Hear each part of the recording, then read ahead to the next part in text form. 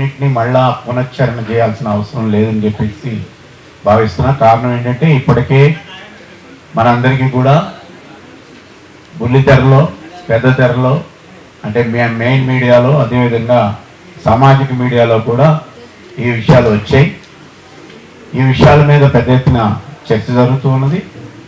ప్రజాస్వామ్యవాదులు, లౌకిక తత్వాన్ని కోరుకునేవాళ్ళు, మనుషులంతా ఒకటే, ఈ మానవ జన్మ ఒక మానవతావాదాన్ని నిలబెట్టడం ద్వారానే సమాజం ముందుకెళ్తుంది.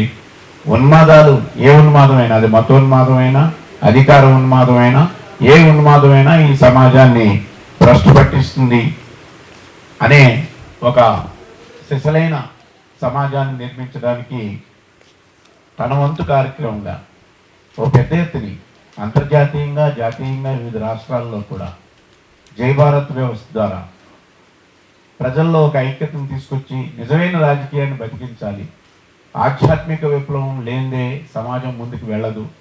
భౌతిక విప్లవాలే కాదు, సామాజికంగా మానవుల్లో కూడా పరివర్తన రావాలి అనే ఒక మహత్తరమైన కార్యక్రమాన్ని తన భుజాన్ని వేసుకుని రచయితగా, విశ్లేషకుడుగా, సామాజికవేత్తగా ఈ మొత్తం ఈ పురాణాలు, మన యొక్క ఇతిహాసాలు, అదేవిధంగా మూలమైన వేదాలు, ఉపనిషత్తులు, వీటన్నిటినీ కూడా ఔపాసన బట్టి వాటిల్లో ఉండే మంచిని ప్రచారం చేస్తున్న మన ప్రీతమ సామాజికవేత్త, నా మిత్రులు రమణమూర్తి గారి మీద చాలా ఘోరమైన లైవ్లోనే మనందరం కూడా చూసాం. ఒక ఉన్మాదానికి ప్రతిరూపమైన వ్యక్తి, వాడు మనిషి కాడు, ఒక రాక్షసుడు, మానవ రూపంలో ఉన్న ఒక రాక్షసుడు, ఉన్మాదం తీవ్రత స్థితికి వెళ్ళిన ఒక పిచ్చివాడు. ఆ పిచ్చివాడు తను చెప్పు తీసుకుని కొట్టడం అనేది మనం అందరం కూడా చూసాం. ఈ విషయాన్ని మనం కనుక ఖండించకపోతే, ఇప్పటికే జర్నలిజం మీద దాడి జరుగుతున్నది, ప్రజా కవుల మీద జరుగుతున్నది, సామాజిక వేత్తల మీద జరుగుతున్నది, అనేక రకాలుగా వాళ్ళని వేధించడం అనేది జరుగుతున్నది. ఈ సందర్భంలో ఈ ఉన్మాదం భారతదేశానికి ఒక శాపంగా మారడం, అంతేకాకుండా పరిపాలకులే మతాన్ని పుణికిపుచ్చుకొని ఒక మతాన్ని భుజాన్ని వేసుకుని పరిపాలిస్తున్న ఒక దౌర్భాగ్యమైన వ్యవస్థను కూడా మనం చూస్తూ ఉన్నాం. అందుకనే ఈ రోజుని ఆ అధికార వ్యవస్థలో ఉన్నాం కాబట్టి ఇప్పటికీ కూడా ఆయన్ని అరెస్ట్ చేయలేదని చెప్పి నేను భావిస్తూ ఉన్నాను. అరెస్ట్ చేయడం ఎంతసేపు 5 నిమిషాల పని.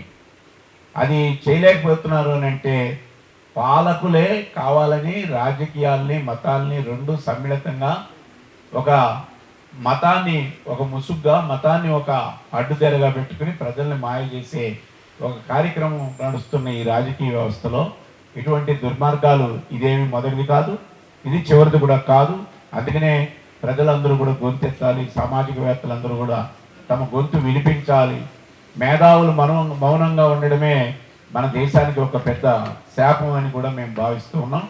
అందుకని కుల వివక్ష వ్యతిరేక సంఘం, అలాగే తెలంగాణ ప్రజా సాంస్కృతిక కేంద్రం, ఈ రెండు కూడా ఉభయలు నిన్ననే ప్రకటించున్నారు.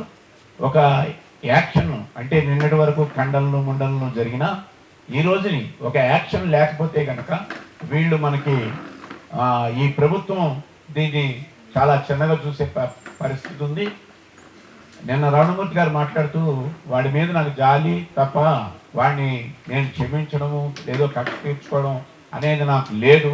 అయినా ఇటువంటి విషయాలు, సంఘటనలు పునరావృతం కాకూడదని చెప్పి నేను కంప్లైంట్ ఇచ్చానని చెప్పి ఆయన విశాలమైన హృదయంతో, ఒక మానవతా దృక్పథంతో నేను ప్రకటించడం జరిగింది. చెడుని మనం ఉపేక్షిస్తే కనుక అది ఎంత దూరమైనా వెళ్తుంది. అందుకని చిన్న పామునైనా పెద్ద కట్టెతో కొట్టాలని చెప్పేసి మనం ఆ సూత్రాన్ని అవలంబించకపోతే కనుక అసలు ఉత్తరాదిలో పడిన ఈ జబ్బు దక్షిణాదిలో, దాంట్లో ముఖ్యంగా మన తెలంగాణలో ప్రవేశించడానికి ప్రయత్నం చేస్తున్న ఈ సందర్భంలో ఈ రౌండ్ టేబుల్ సమావేశాన్ని ఏర్పాటు చేసాం. ఈ రౌండ్ టేబుల్కి మన తెలంగాణ ప్రజా సాంస్కృతిక కేంద్రం యొక్క గౌరవాధ్యక్షులు, మీ అందరికీ సుపరిచితులు, వామపక్షవాది మన రాములు గారు అధ్యక్షత వహిస్తారు. అలాగే ఈ రౌండ్ టేబుల్లో మాట్లాడడానికి నిన్నటిదాకా ఘటనల మీద మనం మాట్లాడుకున్నాం, సంఘటనల యొక్క తీవ్రతను మనం మాట్లాడుకున్నాం. నిన్న దాదాపు 2:30 గంటల సేపు జరిగిన విషయాల్ని, దాని పూర్వ చరిత్రని, ఇది పునరావృతం కావడానికి ఆ యొక్క ఉన్మాదం ఏ రూపం దాల్చింది అనే దాన్ని మన రమణమూర్తి గారు సవివరంగానే దాన్ని తెలియజేస్తున్నారు. మనందరికీ కూడా తెలుసు. ఫేస్బుక్లో ద్వారా కూడా నిన్న వక్తలు మాట్లాడినంత కూడా మనం విన్నాం. కాబట్టి ఒక యాక్షన్ ప్లాన్ మనం ముందుకు తీసుకెళ్తేనే కానీ, అంటే మనం ఖండన చేసి పేపర్లో వచ్చి చూసుకుని ఏదో అయిపోయిందనేది కాకుండా, దీనికి ప్రతిచర్య లేకపోతే కనుక ఇది ఇలాగే కొనసాగుతుంది. తెలంగాణ ఇప్పటికీ కూడా ఇది ఒక మంచి మనం సమైక్యంగా ఉన్న కాస్మోపాలిటన్ సిటీ. ఈ నగరంలో ఎప్పుడో మతోన్మాదం 1980 ఆ దశకంలో చూసాం. ఎన్టీ రామారావు గారు వచ్చిన తర్వాత అది మెల్లమెల్లగా వెనక్కి వెళ్ళడం చూసాం. తిరిగి మళ్ళా ఆ పునాదుల్ని, ఆ విత్తనాలని తిరిగి మళ్ళా ఇక్కడ వెదజల్లాలనే ఒక దుష్ట పరిణామం జరుగుతున్నది. ఈ సందర్భంలో కనుక మనం గొంతెత్తడమే కాదు, గొంతుతో పాటు మనం చేయగలిగిన ఒక చర్యను కూడా చేపట్టాలని చెప్పేసి ఉభయ సంఘాలు భావించాయి. కాబట్టి ఆ తీర్మానాన్ని మన అధ్యక్షులు వారు తెలియజేస్తారు. ఆ తీర్మానం యొక్క వివరాలని మన కుల వివక్ష వ్యతిరేక సంఘం యొక్క ప్రధాన కార్యదర్శి స్కైలాబ్ గారు ప్రకటిస్తారు. ముందుగా అధ్యక్షుల వారిని సభ కొనసాగించాల్సిందిగా కోరుతుంది.